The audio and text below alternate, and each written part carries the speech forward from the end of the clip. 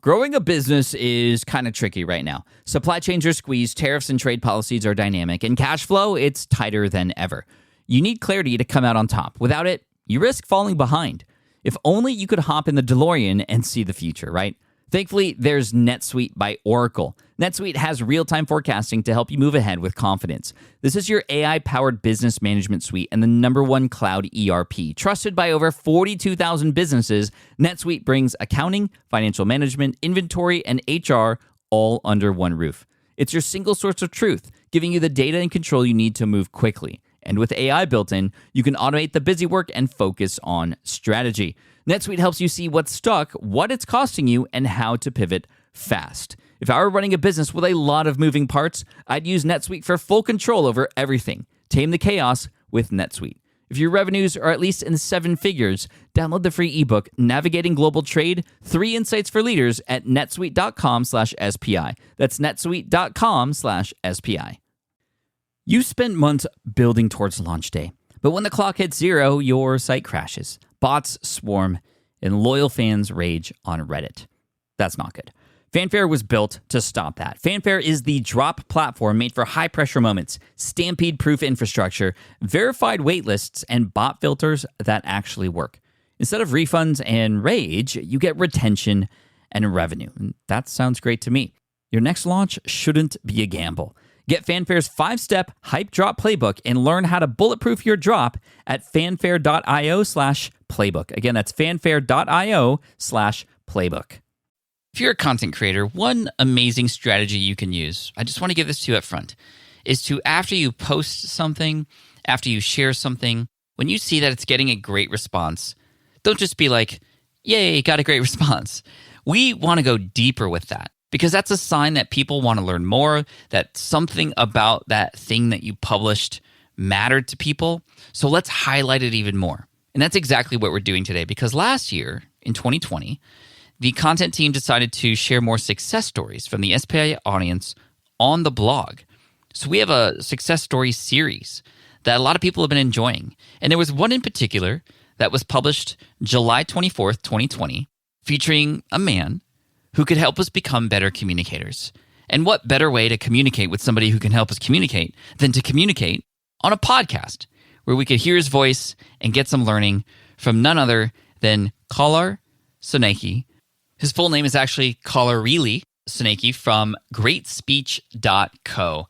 And I'll tell you, this interview, and you hear me say it several times closer to the end, is definitely going to be one for the ages, because the tactics, the strategies, the approach that you can take with the words that you use, but not only that, the way you interact with the person you're communicating with, it's just unmatched in terms of what this can do for you. So highly recommend you take notes on this one, you sit and listen in. Kolar has an amazing voice, in fact, that's very easy to listen to. And that's what I love about these interviews. I learn at the same time that you do, and it's so much fun. And so if you're looking to improve your sales pages, to making better deals with partners, to potentially selling your business one day, to trying to come up with a contract with a consultant, this is for you. So really, this is for everybody. So let's start the show. Here we go. Welcome to the Smart Passive Income Podcast, where it's all about working hard now so you can sit back and reap the benefits later. And now your host. A recent dream of his is to interview Michael J. Fox and talk about the past and future together. Pat Flynn. Running a business means legal questions are inevitable. Is this contract or agreement solid? What can I do if a client won't pay me? Am I set up properly for taxes? Well, rather than trying to navigate all of this on your own or searching endlessly online, imagine having a law firm on your side without the high hourly rates. That's exactly what Legal Shield's small business plans offer. With Legal Shield, entrepreneurs get access to real legal support, contract reviews, collection letters, guidance on business formation, and even help handling IRS audits. Members can book consultations, upload documents through the app, and work with a provider law firm that understands small business laws in your state. You also get proactive help on tax and trademark questions so you can stay ahead of legal risks. And if a client delays payment, Legal Shield can send professional collection letters to help you recover what you're owed, all for a fraction of what traditional attorneys charge. Go to LegalShield.com/SPI or call 833-570-9980 to learn more and get big business legal support without a big business budget. That's LegalShield.com/SPI. While DIY website tools are everywhere, most fall short on design and performance. Hit publish. Framer ships your site worldwide in seconds. No code, no compromises. Framer is a powerful, user-friendly platform that delivers developer-level results without writing a single line of code. Make your designs move and convert with Framer. Framer brings your site to life with powerful animations, dynamic content handling, and a design-first approach that helps your site stand out. Framer is the design-first, no-code website builder that lets anyone ship a production-ready site in minutes. Browse hundreds of pixel-perfect templates or even design something of your own on a totally blank canvas. Add bold animations like appear effects, text effects, scroll and looping animations, and much more in seconds. And it's free to start. The built-in AI handles the heavy lifting of generating starter layouts and can even translate your entire site to any language. On the back end, you'll get responsive breakpoints, built-in hosting, a flexible CMS, and privacy-friendly analytics. Ready to build a site that looks hand-coded without hiring a developer? Launch your site for free at Framer.com and use code SPI to get your first month of Pro on the house. That's Framer.com, promo code SPI. Framer.com, promo code SPI. Rules and restrictions may apply. What's up, everybody? Pat Flynn here, and welcome to session 471 of the Smart Passive Income Podcast. And like I said, today we're talking with Kolarele from GreatSpeech.co. He's, in fact, a barrister, or if you don't know what that is, it's like a lawyer, basically. And this is in England, and you'll hear his amazing English voice in just a second. But very thankful that we were able to feature him on the blog. We'll link to that feature in the show notes, of course, and you'll get to know him even more here today. So let's not wait anymore. If you want to better your communication and learn how to get better results in your business, here he is. Kolarele, welcome to the Smart Passive Income Podcast. Thank you so much for joining us today. Pat, man, it's an honor, honestly. I really didn't expect this. I had you on my podcast, which was so fantastic. So to get a return invite is brilliant, man. Thank you. Well, it will be valuable for everybody listening. And this is exactly why I wanted to bring you on, because you help us take this knowledge that we have and the ability to help people. You help people package it in a way that allows people to understand that that's true. We had just been talking right before hitting record, and you had phrased it like this. This is for those of you who know you are great at something, who know that you can help somebody, but sometimes you see others who maybe can't do it as great as you, who get better results because they're better communicators. And you help all of us become better communicators, being able to use words and communicate in a way that gets people to understand us. And that's so important in sales and marketing, relationships, and really all aspects of life. And I'd love to dig in and learn about how you became so interested in this, that this became your life. What was Kolarele doing that led to this point to just master this? That's interesting, actually. So I've always been argumentative. I think as a kid, I just was, I would debate with my parents, right? And defend my brothers and things. And then that led to eventually studying law and becoming a lawyer or a barrister here in the UK, an attorney, which is really just spending your time trying to persuade the judge on your client's behalf, trying to persuade clients to see things your way, trying to negotiate with your opponent, just every aspect, and a lot of writing as well. So every aspect of it is just communication focused. So that just gives you day in, day out, trial and error experience of what is it that moves people, that influences people, that changes people's minds, or at least pushes them in the direction you need them to go to achieve what you want. And so it's kind of my passion became my profession. And then from there, that led in kind of roundabout way to coaching other people in communication generally. So it's just, I don't know, it's just always been me. That's really cool. And I'm curious, in your career as an attorney, at what point did you really find yourself? I know with anything, anytime we're trying to communicate, whether on a podcast or as an attorney or in whatever job, it can take time. I'd love to know how long it took you to sort of find your voice, if you will, and how did you know you found your voice? Yeah, so there was a specific moment when I figured out that what I was doing beforehand was wrong. So I'll tell you about that first of all. So I was against it's a QC, which is kind of the highest level barrister in the UK. I was quite early on in my career. And at bar school, they teach you to be very formal, very austere in the way that you communicate, yes, my lord. And, it's very kind of, baritone, that kind of thing, but very stiff. Right. And so that's what I was doing because that's how I'd been taught. It didn't feel natural, but that's the way I was doing it. And then I came up against QC, who, when we met, I expected him to be a bit standoffish and very serious. And he was a really chatty, conversational guy. I thought, oh, that's nice. I thought he'd be, not that nice, but he was. And then he went into court and the case began, and he just carried on chatting to the judge, but instead of me to the judge, right? But in a very conversational way. I was like, okay, but when are you going to start, man? We're in here. When are you going to begin? And he just carried on and carried on. And then as I paid attention, I realized that he was taking all of my best arguments and just turning them against me, but in a very conversational, very easygoing way. There were 3 judges in this panel. They were interacting and debating and discussing. And then he finished and kind of like looked at me and like, yeah, over to you, kid. And, I knew already that I'd lost. It was a really tough case. So I'd kind of won my client, but still I could tell that, he had just got them hooked.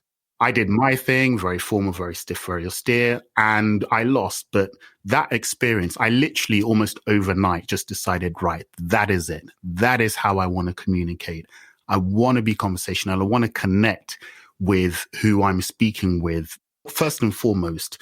And then my arguments and all that will kind of work within that sphere. So that was kind of a real specific moment that I remember changing things. But then it took me about 10 years before I really felt I found that style that is absolutely naturally me. So yeah, it was a journey, man. 10 years. What was encapsulated within those 10 years to help you find your style? Yeah, so the advantage of being a barrister, as I say, is it's literally trial and error. So you're just in court every day or every week, and you're doing things, you're giving speeches, you're just trying different things. And it's a very versatile profession in that way. You're having to cross-examine people. And I remember just knowing that, okay, I've got to be conversational. I know that works for me, but how can I do it? And it's just, I think there was a particular case where I kind of destroyed some, it's a terrible thing to say, right? But I destroyed some witnesses in the witness box. That's, terrible as a man, and you just have to say that. But I remember feeling that's it. I found the way I did it, not by being aggressive verbally, but kind of intellectually aggressive. And I really shaped the whole case well, and it went exactly as I predicted. And so I think it just took that long to settle into it, really, which is also why when I coach people, I always kind of tell them this is a work in progress. It's a journey. Celebrate the journey, the moving forward part. Don't just celebrate when you eventually get there, because it will take time. What kind of people do you coach typically? Yeah, so I'm typically coaching, as kind of said at the beginning, it's usually people who are at the level where their ability has taken them as far as ability can take you, which is people know you're good, you're good, but there's a level above that and beyond that is where the communicators play. And typically my clients are the ones that come and realize that, yeah, I want to get there. I want to be a leader, or I want to be a CEO, or as an entrepreneur, I want to kind of really push into the space where I'm called to speak and events and things like that, and build my business profile that way. So that's typically the kind of the people that I work with. And what is communication like for those people who you start to work with as far as their baseline and what you're working with? Like, what are some struggles they might be having or mistakes that they might be making that you as the expert can kind of see right away? Yeah. So obviously one of the big ones, because when people think communication, they often gravitate to public speaking as that's the only element of communication. And so there's public speaking fear, which is one that really afflicts a lot of people kind of at different levels. So with things like that, I tell people, so I use an analogy with, I think it was in Oprah Winfrey in about her 19th season, I think it was, did the episode where she gave away a car to every member of her audience. And it's the one where she goes, and you get a car, and you get a car. And it's kind of one of the most, famous Oprah episodes. So I asked my clients who are really nervous about public speaking or communication generally, say, okay, put yourself in Oprah's shoes at the moment just before you go out on stage, and you're about to give a car away to every member of your audience. How do you feel in that moment? Right. Let me ask you, Pat, how would you feel if you knew you were about to give a car away to every member of your audience? I'd be so excitedly nervous because I'm about to drop a bomb on these guys in such a good, we're going to change lives here. Like, this is going to make people so happy. Yeah. You'd be thinking about, how am I going to reveal it? Whose lives am I going to change in the audience? That kind of thing. you wouldn't be thinking about, what am I going to do with my hands? And, oh, my voice is shaky. All of that stuff just wouldn't occur to you, not because you don't have that nervousness, but because it's focused and channeled on what you're going to deliver to your audience. So people always give me that answer. So all I say to them is this: substitute the car, because we can't all give a car away like Oprah, right? But substitute the car for the value you are going to give to your audience. If you can create a moment or a speech or whatever it is of just outstanding, incomparable value for your audience, you will go into that speech with confidence, with nervous excitement, thinking about your audience as opposed to focusing on yourself. So when I had you on my podcast, I remember I was talking to you about the speeches. I watched so many of your YouTube speeches when I had to find some of them. And you really it was just clear that you thought a lot about, how am I going to help my audience? And I know you were saying nervous, but it just, you could see that it's, okay, I know I'm about to deliver something great. So you kind of did it. So yeah, that's just the approach I deal for that specific kind of challenge. Dude, that's so good. Oh my God, that's so good, dude. Oh my gosh, that's so great. What a great way to frame it. When it comes to communication, obviously, it's not just getting on stage in front of a lot of people. Some of the most important conversations and communication one might have is one-to-one with somebody you might be selling to, or a kid who you're trying to teach a lesson to, or an executive who you get 5 minutes in a room with. What do you recommend we approach those situations with?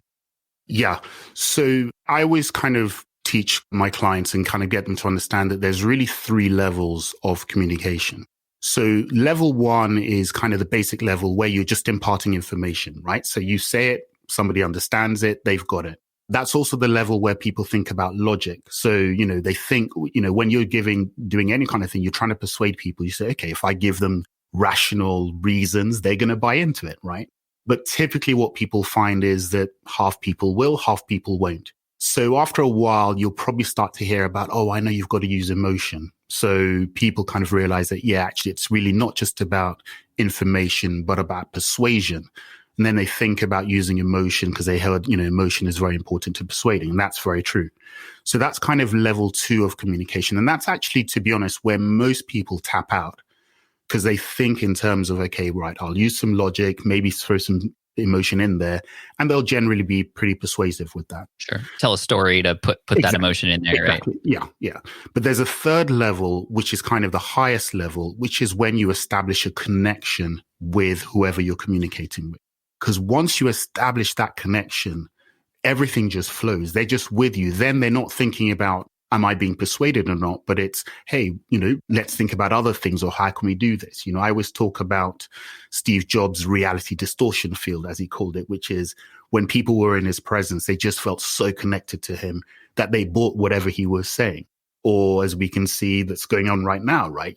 President Trump, he, for his base at least, has established such a connection with them that he can say pretty much anything and they will buy it. Or people had that with President Obama. So I'd really try and get my clients to focus on communication that establishes a connection with whoever they're communicating with, whether it's one-on-one or an audience.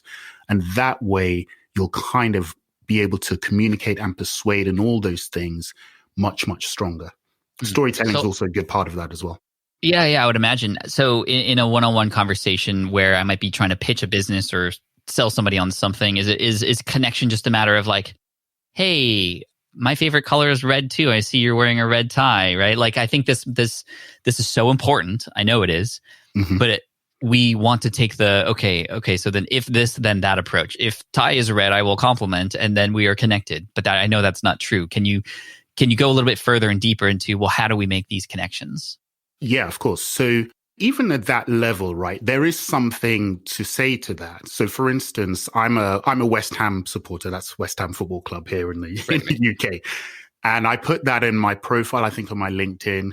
Anybody who sees that, who's into football, that's one of the first things they'll say to me, because somehow it's just as if they feel a connection, and then therefore the conversation kind of starts to go from that. So even the little part of, hey, some sort of connection, that can really work to open things up.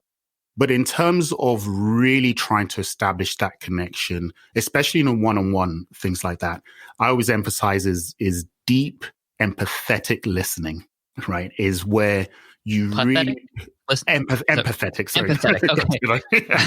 yeah, Empathetic. Oh, absolutely. yeah. Absolutely. Just deep, empathetic listening, where what you're doing is kind of tuning everything else out and giving people the benefit of your complete attention.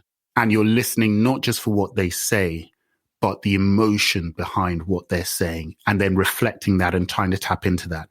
And when people feel that, oh, yeah, this person's really hearing me, they feel connected. And then, like, if you're an entrepreneur, and in fact, I was saying with what you were doing, right, how we kind of got into contact, which is you just put out that I want to hear people, I want to listen. And that's the first time I remember that I had ever got in contact with you guys, because I felt that Pat's really trying to listen here. So that's kind of a simple example. And when people feel that you are actually giving them the benefit of your attention, they feel connected to you. And then they feel, oh, this person really gets me. And then the conversation becomes much more interactive, much more engaged, much easier, especially as an entrepreneur. I feel like you're giving me relationship advice as well at the same time. No, you see, I can't vouch for that, because I try, all these things, once it's me and my wife, I literally go out the window, right? I don't take any of my own advice. How do you define the difference between persuasion and connection and manipulation? Yeah, it's a very good point. And the truth is, I think the difference is actually primarily your motive rather than the techniques, because you can use this same technique for good or evil, right? You can use it to manipulate you. So like Robert Cialdini's done, obviously he's done all his persuasion stuff, but he's got a whole thing on persuasion where effectively you set the scene so that the scene itself is a place where it's just conducive to whatever it is you're trying to persuade people on. Things like you put inspiring words on your wall and people see that subliminally, they get more positive or whatever it is. So that can be used for pure manipulation, but it can also be used for just persuasion, not without any ill gain. So I think it's primarily your motive as to what you choose to use it for. Pretty much like any skill, right? You can use it for good or ill. Yeah, with great power comes great responsibility. Exactly. Communication is a powerful thing for sure. And it's what makes us humans different than any other species, really, when we think about it. Let's say we're in the middle of a conversation. We may be pitching an idea or working with a team member, perhaps, and things aren't aligning between the two parties. People are becoming argumentative. They might be putting up defenses. We start to see a lot of emotion coming into play. How does one in that sort of environment still come across and share our ideas? Or do you have any recommendations? And you, as somebody who has been in front of judges where arguing is part of the process, like how might one within the business environment with a team member or another person, a partner, how does one communicate in that environment? Yeah, I mean, so again, with the theme of connection, kind of rather than an adversarial thing, it's what you're trying to do is to get everyone to, in a way, put the problem outside of themselves, right? So one of the difficulties with communication is when the problem is between you. And so you're kind of saying, no, it's this way. They're saying, no, it's that way. And there's kind of an impasse. Whereas when you take the problem and kind of put it outside of yourself and then both come to the same side to look at the problem and say, how do we solve the problem? Then you start to see differences. So for instance, I mean, I always tell people when, if you're negotiating, for instance, don't ask the other person, well, why do you say that? Because they will always have a reason and a justification. It doesn't have to be a good one or not, but in their minds, they'll always be able to justify it. But if you focus instead on saying things like, okay, well, so how are we going to solve this? Just the difference between not why are you taking that point of view, but how are we going to solve this puts them into the mind frame of, okay, well, if we're going to solve this, we'll have to do this. And it's kind of saying, I'm going to take the problem and put it over there and let both of us look at the problem in a way apart from ourselves. So I think the main thing when you're getting to that slight impasse and whatever is really do what you can to get everybody focusing on that the problem is separate from the people. And then that way people start to kind of, use their minds to approach it. And it almost makes it gives you license to suggest things that you wouldn't, because everybody has accepted that the problem is separate to the individuals involved. That's beautiful. How do we solve this together? Right? Like we're on the same team here. Like let's figure it out, and we're on the same team. Thank you for that. Communication in person is one thing. Communication online, where communication is often one way, or it might be even through something like an email.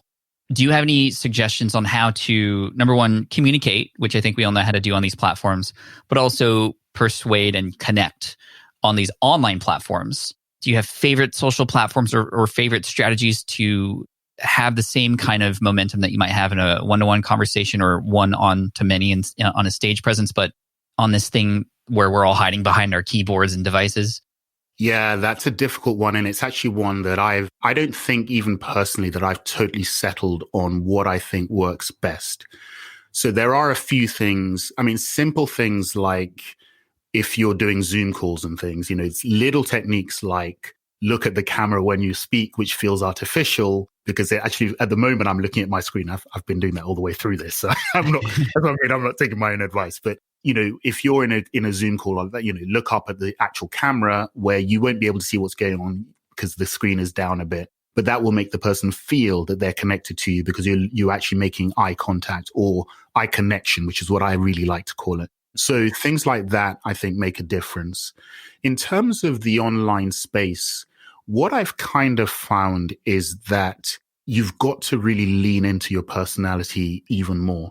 So if I give a good example, my LinkedIn profile used to be very kind of identikit, right? It was, I'm this, I'm that, I do this, which because I'd seen that's what pretty much everyone else did.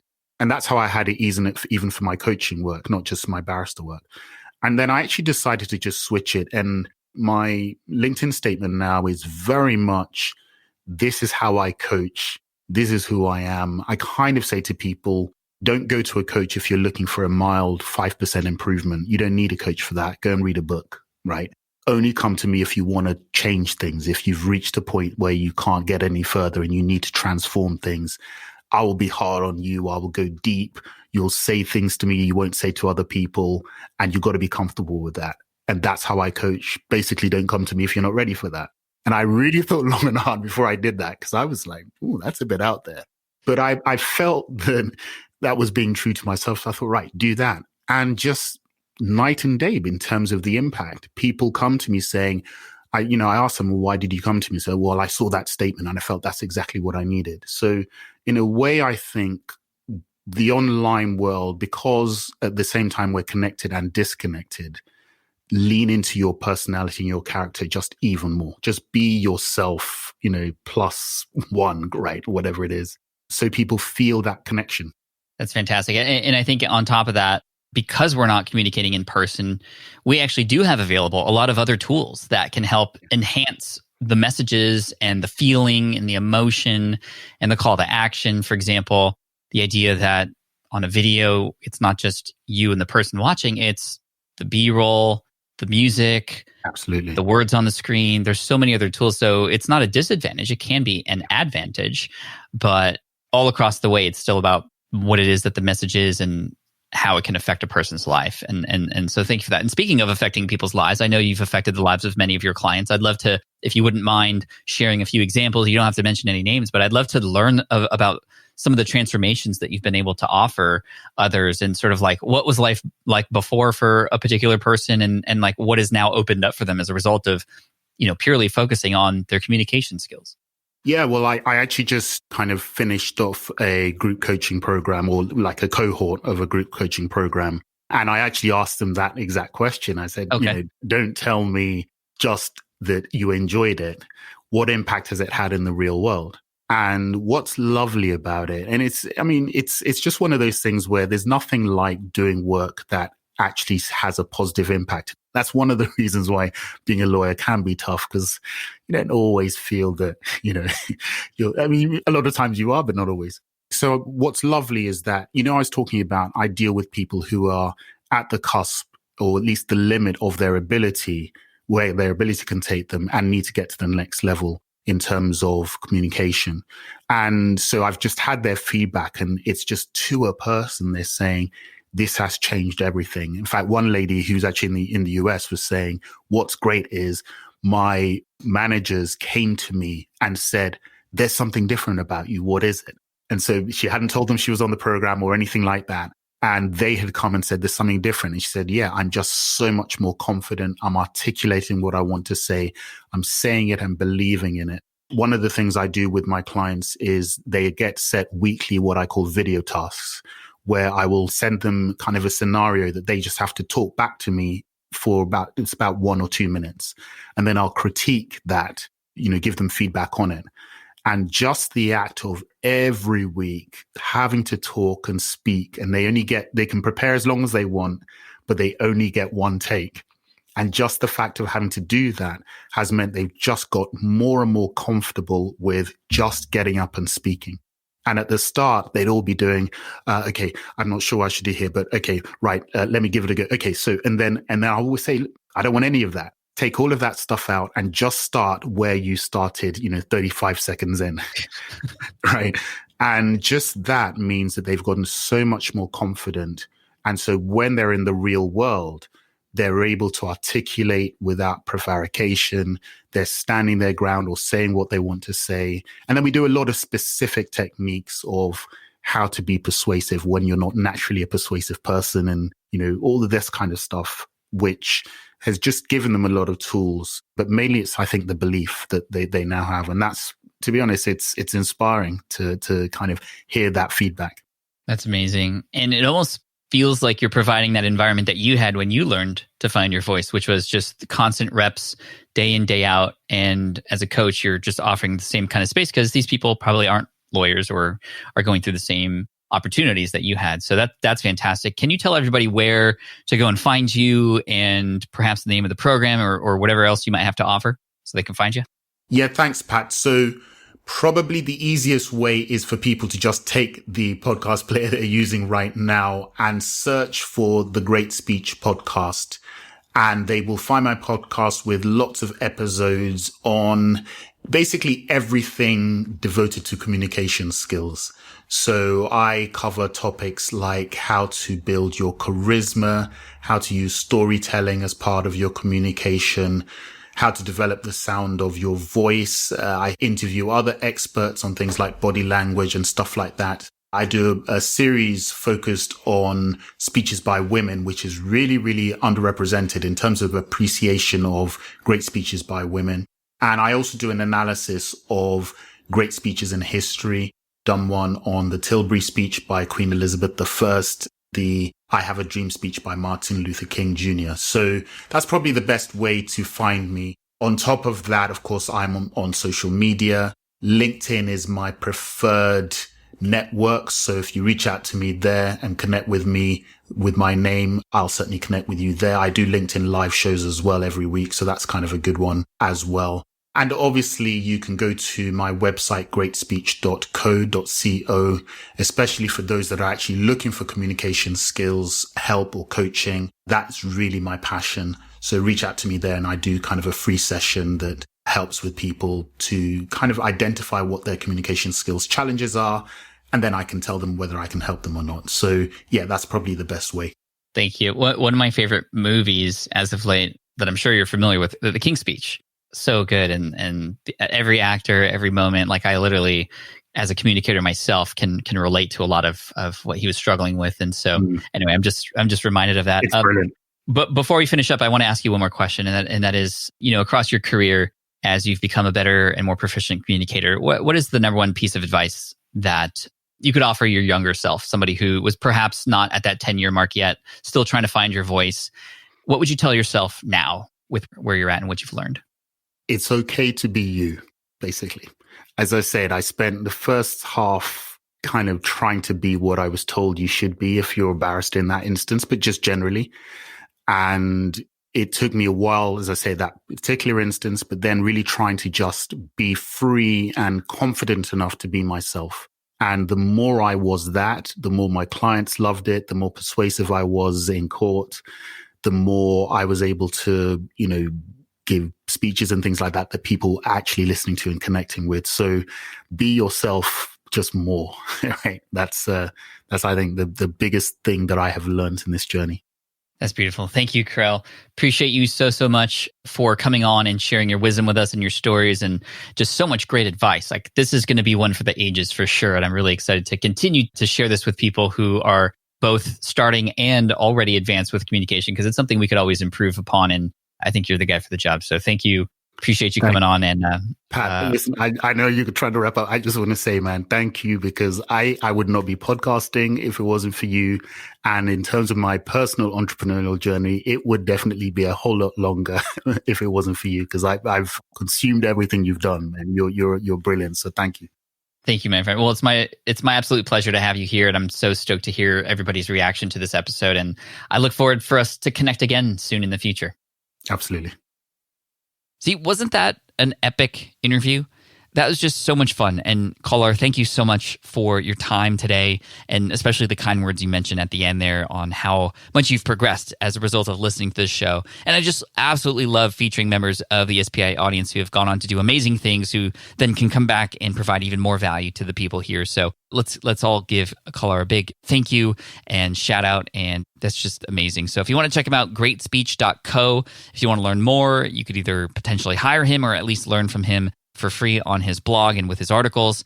And again, that's greatspeech.co. And of course, we'll link to all these great places on the show notes page, smartpassiveincome.com/session471. Again, that's smartpassiveincome.com/session471. And hopefully this has helped you improve your communication. The other thing that's helped me improve communication is just going out there and communicating.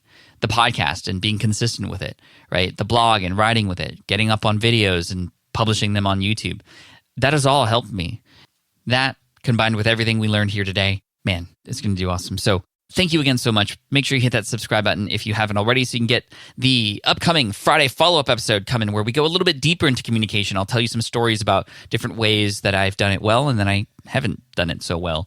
And we'll talk more about that on Friday in our follow-up Friday episodes. Thank you for all the great comments and suggestions about that. And we have another episode coming out next week too. So thank you so much. I appreciate you. This has been great, and take care. We'll see you soon. Peace out, and Team Flynn for the win. Thanks for listening to the Smart Passive Income Podcast at smartpassiveincome.com. I'm your host, Pat Flynn. Sound design and editing by Paul Gregoris. Our senior producer is Sarah Jane Hess. Our series producer is David Grabowski. And our executive producer is Matt Gartland. The Smart Passive Income Podcast is a production of SPI Media. We'll catch you in the next session.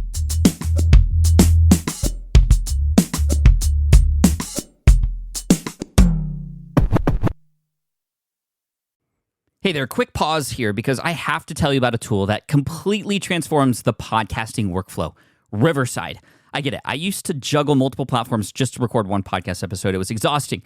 Zoom for recording, Audacity for editing, and then a bunch of different apps just to create clips and social posts. I've tried other ones as well. They were okay, but they were clunky and super time-consuming. That's where Riverside has massively helped. I can do it all in one place: recording, editing, repurposing, one platform, one streamlined flow. I just log in, record with my guests no matter where they are in the world, and just like that, studio-quality audio and high-resolution video all in one. And get this, even if your Wi-Fi glitches, Riverside records locally on your device so everything sounds and looks crystal clear. But here's my favorite feature, Riverside's AI editing tool. You can remove silences and filler words with just one click. Hours saved. With Magic Clips, Riverside also automatically finds the best moments and turns them into ready-to-post videos for YouTube Shorts, TikTok, Instagram, all without the extra editing. So if you're looking to level up your production quality and simplify your workflow, go to smartpassiveincome.com/Riverside and use code SMART to get 1 month free on the Pro plan. That's smartpassiveincome.com/Riverside, promo code SMART. It's built by creators for creators, and I think you're going to love it. More people dream about building their own business and being their own boss rather than retiring early. But a majority of them never even take the first steps to register the business. Why? Because starting a business can feel overwhelming. With legal forms, paperwork, finances, it's a lot. And that's where Taylor Brands comes in. Taylor is a complete business builder designed to make launching your business simple and stress-free. You can register your LLC in just minutes, keeping your personal and business assets separate from day one. And from there, you can get access to everything you need to get off the ground, from legal documents, licenses and permits, invoicing and bookkeeping tools, and even a 100-day business coaching program to help you hit the ground running. You'll also get a free personalized business plan, branding tools, and so much more. And of course, our listeners get an exclusive 35% discount to get started. Just head to taylorbrands.com/SPI. That's TAILORBRANDS.com/SPI. Stop dreaming, start building with Taylor Brands.